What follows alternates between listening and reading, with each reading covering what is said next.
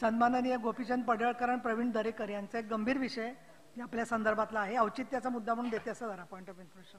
आता औचित्य सभापती महोदय, भिवंडी वाडा हा जो रस्ता आहे तो त्यांनी सबमिट केला, आंदोलकांनी त्या ठिकाणी बंद केलेला आहे. सभापती महोदय, पीडब्ल्यूडीने या रस्त्यावर दुरुस्तीसाठी कोट्यवधी रुपये खर्च केलेले सभापती महोदय.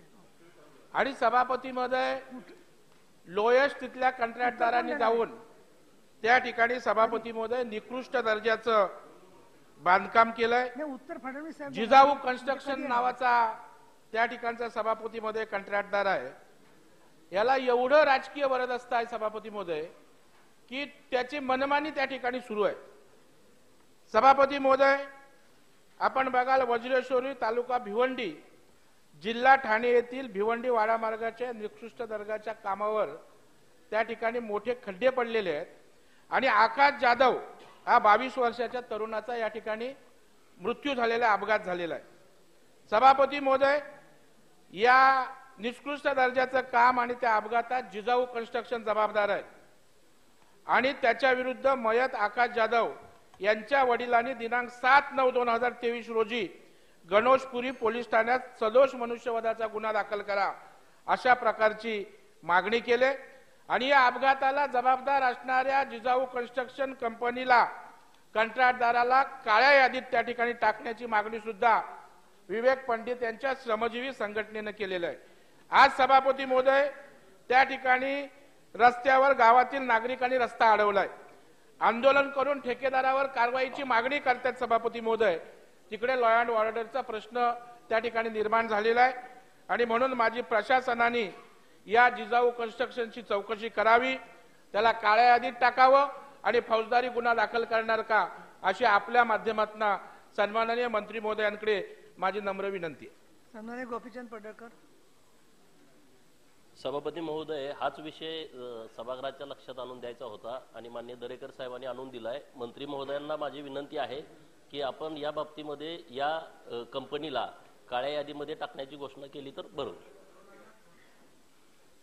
सन्माननीय सभापती महोदय, खरं तर आज या संदर्भामध्ये त्या रस्त्यावरती काही संघटना हे आंदोलन करतायत आणि टीव्हीवरती ती बातमी झळकत असताना त्या संदर्भातली पूर्ण माहिती ही डिपार्टमेंटकडून घेण्याचा प्रयत्न केला. खरं तर ठाणे जिल्हा आणि पालघर जिल्हा या जिल्ह्यामध्ये या सर्व भागांमध्ये गेली काही वर्ष आम्ही काम करत असताना जे प्रकर्षाने जाणवतं की हा जो भिवंडी वाडा जो रोड आहे, हा रोड पूर्वी सुप्रीम म्हणून कंपनीकडे हा बीओटी तत्वावरती दिला गेलेला हा रस्ता होता. नंतरच्या काळामध्ये त्यांनी काम अपूर्ण ठेवल्यामुळे त्या कामाच्या संदर्भामध्ये नेहमीच अशा पद्धतीचं त्यामध्ये रस्ते आणि खड्डे या सगळ्या गोष्टीमुळे होणारे अपघात, या सगळ्या गोष्टीमध्ये मी मिळालेली माहितीप्रमाणे की गेली काही वर्ष या रस्त्याच्या देखभाल दुरुस्तीसाठी जवळजवळ 70 ते 80 कोटी रुपयापेक्षा जास्त निधी खर्च झाला आणि इथली या भागामधली असणारी शोकांतिका अशी आहे की सार्वजनिक बांधकाम विभागाने जरी या देखभाल दुरुस्तीसाठी पैसे उपलब्ध करून दिले तरी सुद्धा ठाणे, पालघर आणि या परिसरामध्ये सर्व पक्षातील कार्यकर्त्यांची आणि तिथल्या असणाऱ्या कॉन्ट्रॅक्टर या सगळ्यांची नेहमीच ही मागणी राहिली आहे की हे जिजाऊ कन्स्ट्रक्शन म्हणून जी कन्स्ट्रक्शन कंपनी आहे, ही कंपनी जी आहे, ही कंपनी अतिशय कमी म्हणजे लोएस्ट रेटनी 25%, 10% अशा लोएस्ट रेटनी ही निविदा भरते. त्यामुळे निकृष्ट दर्जाचं काम करण्यामध्ये या जिजाऊ कंपनीचा कुठेही हात धरू शकत नाही आणि त्यामुळे काय होतं की ह्या सगळ्या भागांमधील असणारे मी यासाठी सांगण्याचा प्रयत्न करतोय की सार्वजनिक बांधकाम विभाग हा एखाद्या रस्त्याच्या कामासाठी, दुरुस्तीसाठी पैसे उपलब्ध करून बजेटमध्ये देऊ शकतो, परंतु जर त्या ठिकाणी ज्यावेळेला निविदा आणि ह्या सगळ्या गोष्टी ज्यावेळेला होतात त्यावेळेला असे कॉन्ट्रॅक्टर जर कुठेतरी या सगळ्या गोष्टींमध्ये कमी लोएस्टनी सगळ्याच्या सगळं कॉन्ट्रॅक्ट घ्यायला लागले तर या सगळ्या गोष्टी निकृष्ट दर्जाच्या होतात. गेल्या काही वर्षामध्ये 3 वर्षामध्ये या रस्त्यावरती जवळजवळ 11 पेक्षा जास्त जण हे दगावलेले आहेत. अनेक जण हे त्याच्या ह्या नोंद आहे आणि ज्यांचे ऍक्सिडेंट झाले आहेत, काही लोकांची नोंदी झाल्या नसतील, त्या गोष्टी वेगळ्या असू शकतात.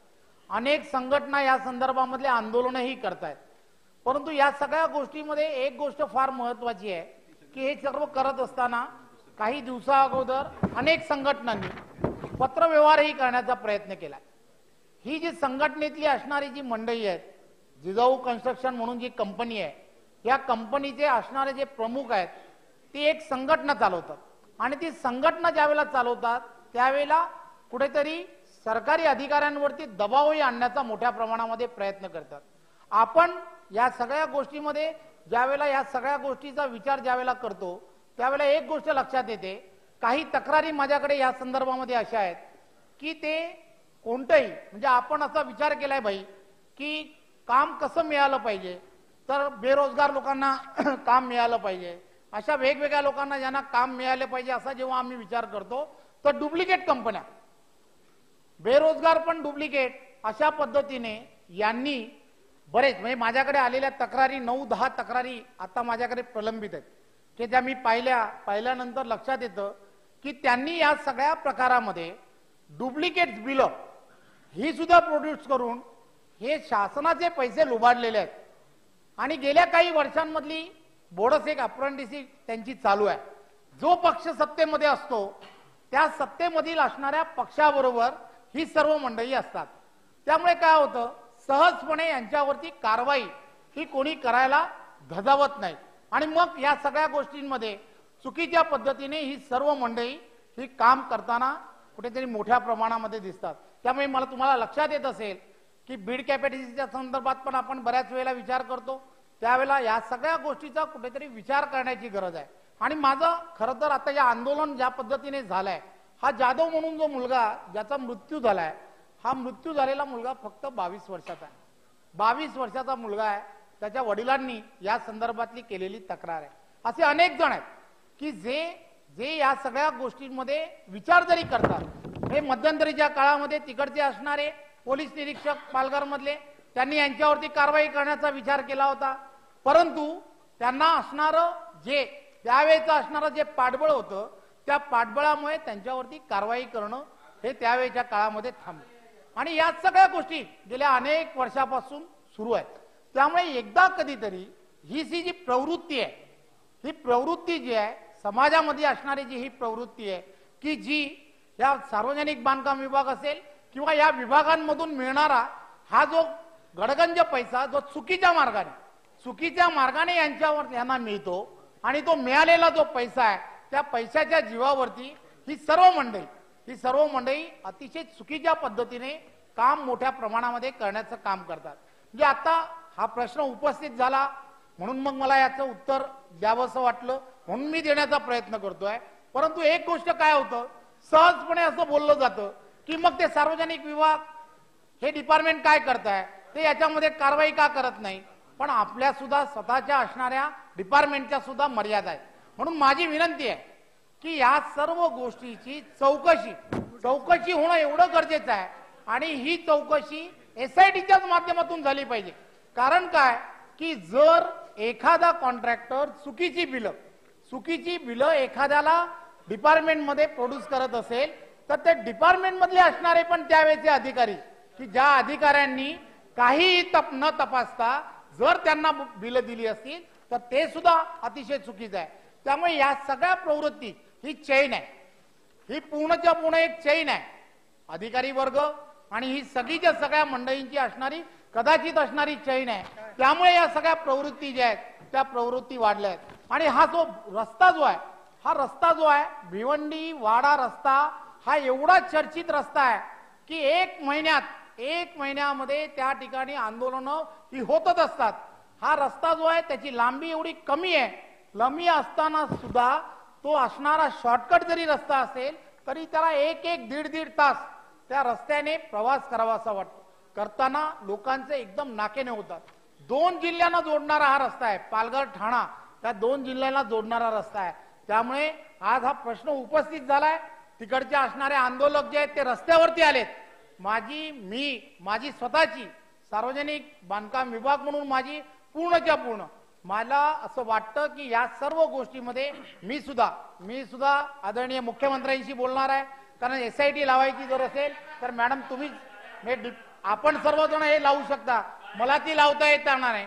परंतु यांच्यामध्ये असणारे जे निर्बंध आणि हे सगळं जर थांबवायचं असेल, मी आजच्या या सभागृहातल्या चर्चेच्या अनुषंगाने त्याला काळ्या यादीत टाकण्याच्या संदर्भातला निर्णय घेऊ शकतो.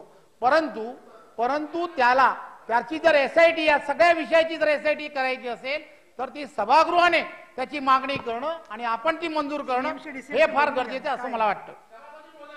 सन्माननीय मंत्री महोदयांनी या ठिकाणी मान्य केलंय की अशा प्रकारची त्याची जी दादागिरी चालली त्या जिजाऊ एक तर नाव जिजाऊ आहे, आपण त्या ठिकाणी सभापती मध्ये बसलेले आहेत.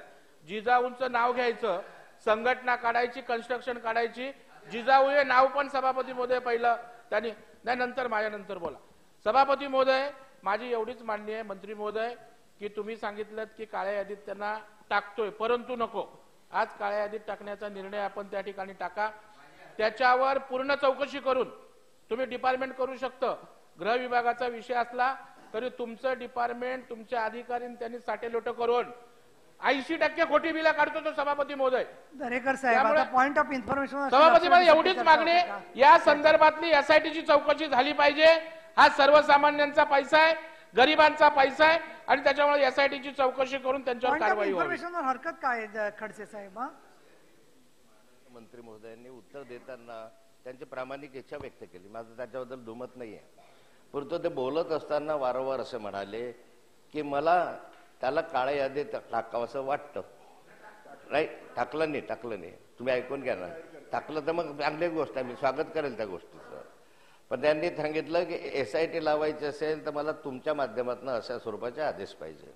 सरकार म्हणून या ठिकाणी मंत्री उत्तर देतात. तुमच्याकडून पाहुण्याच्या हातून साप मारण्याची पद्धत नसते. या ठिकाणी सरकार म्हणून तुम्ही उत्तर देताय, तुम्ही त्याला काळ्या यादीत टाका, त्या संदर्भात SIT स्थापन करा आणि हे सगळं भांडा जेवढं काही त्याच्यामध्ये भ्रष्टाचारी असतील त्याच्यावर कारवाई करण्याच्या संदर्भात तुम्ही समर्थ आहात ना. सभागृहाकडून करा असं कशाला माहिती, याची मला हरकत आहे.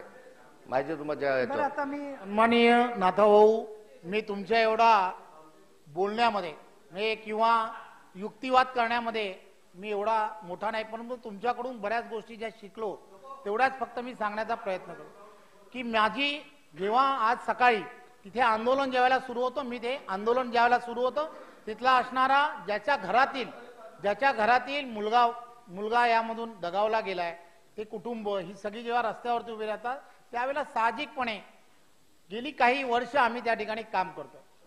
त्या भागातील सर्व लोकप्रतिनिधी हे तुम्हाला या सर्व गोष्टी सांगतील की हे चुकीच्या पद्धतीने काम करतायत. मी आपणाला विनम्रपणे सांगू इच्छितो की मी सार्वजनिक बांधकाम मंत्री म्हणून मी त्यांना काळ्या यादीत आजच टाकतो, यात काही शंका नाही. परंतु या संदर्भामध्ये जे आर्थिक त्यांनी जे या डिपार्टमेंटमध्ये जी चुकीची कामं केली आहेत, ज्याचे कागदपत्र हे आज जेव्हा याच्यानंतर माझ्याकडे मी डिपार्टमेंट मधल्या वेगवेगळे डिव्हिजन आहे, त्या सगळ्या डिव्हिजनला वेगवेगळ्या ठिकाणी वेगवेगळ्या डिव्हिजन मध्ये ज्या ठिकाणी त्या संदर्भातल्या ज्या तक्रारी आहेत त्या तक्रारी मी माझ्याकडे आणण्यासाठी सांगितले आणि या संदर्भामध्ये डिपार्टमेंट मधले असणारे विजिलन्स जे डिपार्टमेंट आहे त्या भागातलं नाही तर दुसऱ्या भागातलं असणारे विजिलन्स डिपार्टमेंट त्यांच्या माध्यमातून मी चौकशी करेन. परंतु या सगळ्या विषयांमध्ये ज्या पद्धतीने याची जी बोनस अप्रेंटिसशिप आहे त्यासाठी SIT हीच फार गरजेची आहे असं मला वाटलं, म्हणून मी तो सांगण्याचा प्रयत्न केला.